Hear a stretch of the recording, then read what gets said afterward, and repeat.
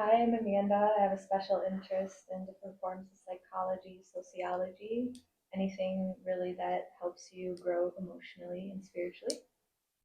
And I'm Chris, and I have a bachelor's degree in philosophy with a particular interest in normative philosophy. And today we're going to do a deep dive into moral philosophy. Our episode today will focus on 5 different types of moral theories, and this will include every conceivable possible type of moral theory.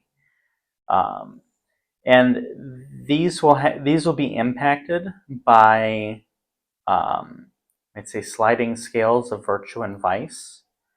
So the first 4 moral theories will be hedonism, egoism, tribalism, and utilitarianism. And all 4 of these exist on a sliding scale between impulsivity and forward thinking, and between selfishness and selflessness. Hedonism, as most know, uh, minimizes, or I should say, maximizes impulsivity and selfishness. So, what is cared about is, and this is what's cared about in the first 4, is maximizing some good at some particular time or some particular person or group of people.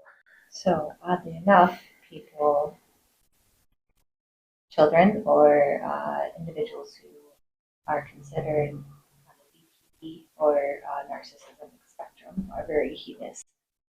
It can be, yes. Um, and yeah,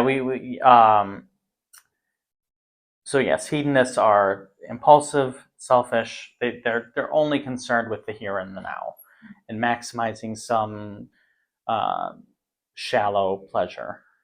Um, Often, greater positive experiences that are much more difficult to acquire um, simply require too much forward thinking and require some sort of self-sacrifice for the benefit of other people to build the kinds of relationships, the kinds of goodness that comes with greater positive experiences. Our second ethical theory is egoism. So the ideal egoist is going to maximize forward thinking, but is going to minimize selflessness or maximize selfishness. Um, so they're concerned with themselves, just like the hedonist. But what differentiates them is the egoist is thinking for their entire lives. So they're trying to maximize the good throughout their entire lives. They're much more willing to sacrifice some present simple pleasures for greater positive experiences down the road.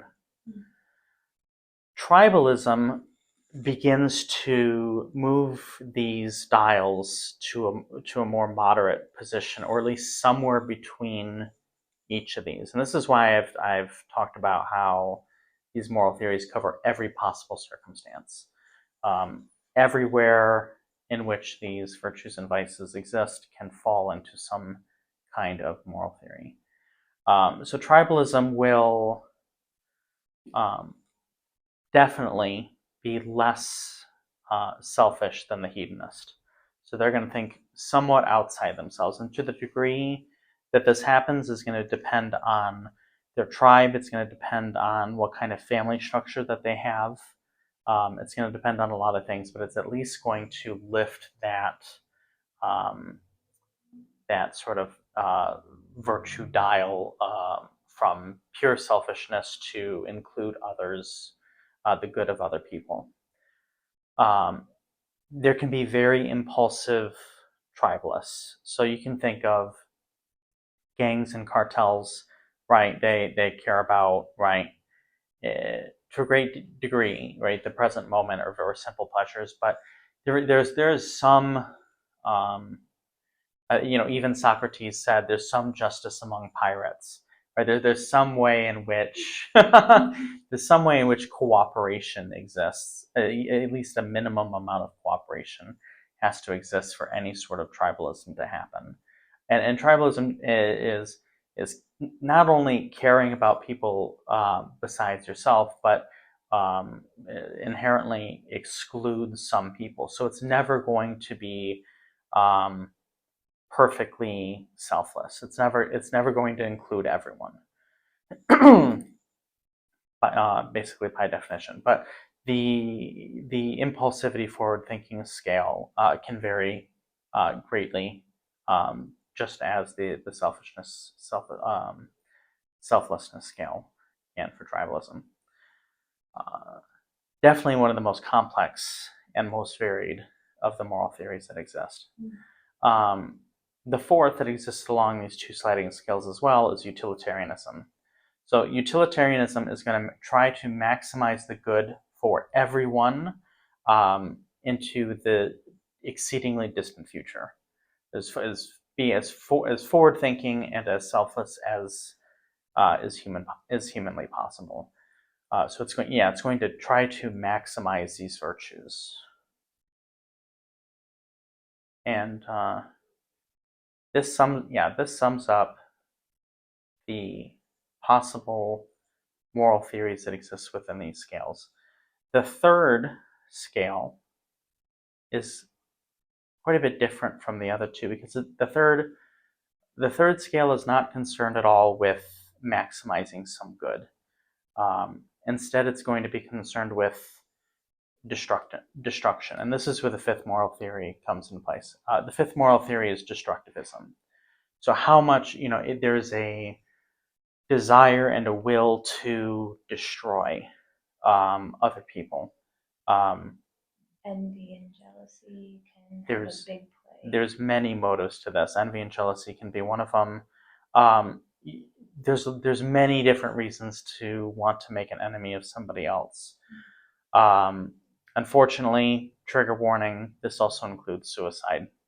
The desire to end your own life, the desire to end the lives of anyone else.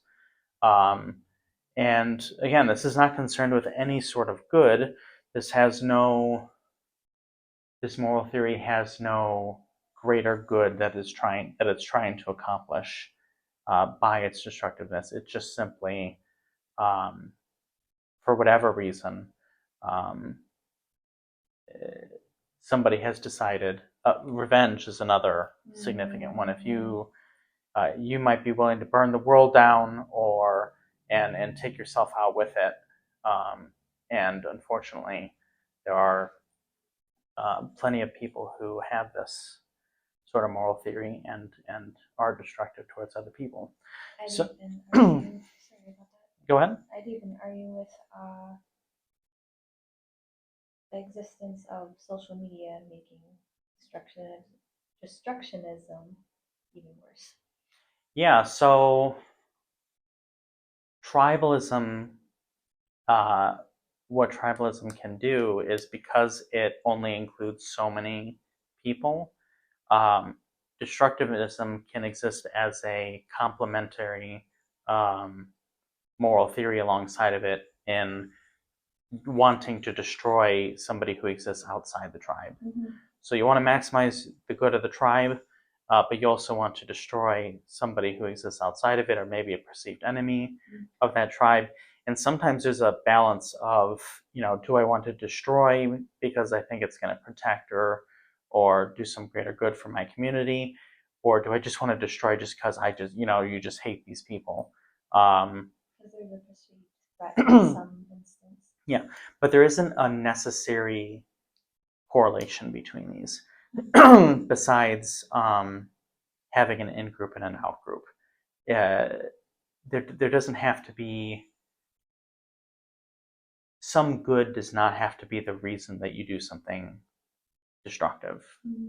You could think of, like the Joker from Batman, right, is a good example. Yeah. Right, he just wants to be psychopathic for psychopathic's sake. There's no tribe to defend. Hedonistic fun, maybe. There's definitely ways in which these moral theories can interact with each other. but it's not necessary that a hedonist has to have fun in being destructive. They might be perfectly miserable. Um, School shooters, right? They might be absolutely miserable. They're not aiming at any good whatsoever. They're just aiming to destroy. So these three sliding scales and these five moral theories encompass every conceivable scenario that could motivate somebody and that determines somebody's values. If you know anything about Joker and how he treats Harley Quinn, it kind of see you kind of see the destruction in the relationship, yeah, as well as how Joker just treats everyone. Yeah, just destruction for destruction's sake. Mm-hmm. That is the goal. The fourth sliding scale impacts the five moral theories, but it doesn't add anything. It doesn't add a different moral theory. And the sliding scale is between ignorance and knowledge. Um, the more that you know something might tell you how to be more hedonistic, how to maximize more good in a hedonistic perspective. Mm-hmm. But it's not going to make you go from a hedonist to an egoist or a hedonist to a utilitarian or vice versa. The values and beliefs are distinctly different, and we'll cover that in another video. But sometimes certain kinds of knowledge might do this. Say phenomenal knowledge or the awareness of the experience of other people. If you are aware of the suffering of another person, you might be more willing to include them as part of your tribe. So you have more tribalistic inclusion with a sort of empathy-based moral knowledge. But it's not going to tend to make anybody completely move from one moral theory to another. It's just gonna inform them how to best carry out their own values.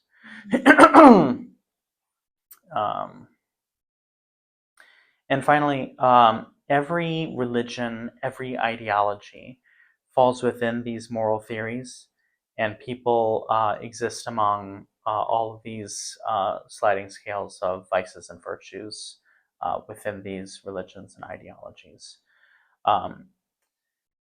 So, I mean, it would be sort of impossible to task to say all of Christianity must be completely explained by one of these moral theories. I think that there's easily a case to be made for Christianity having egoist, tribalist, and utilitarian perspectives.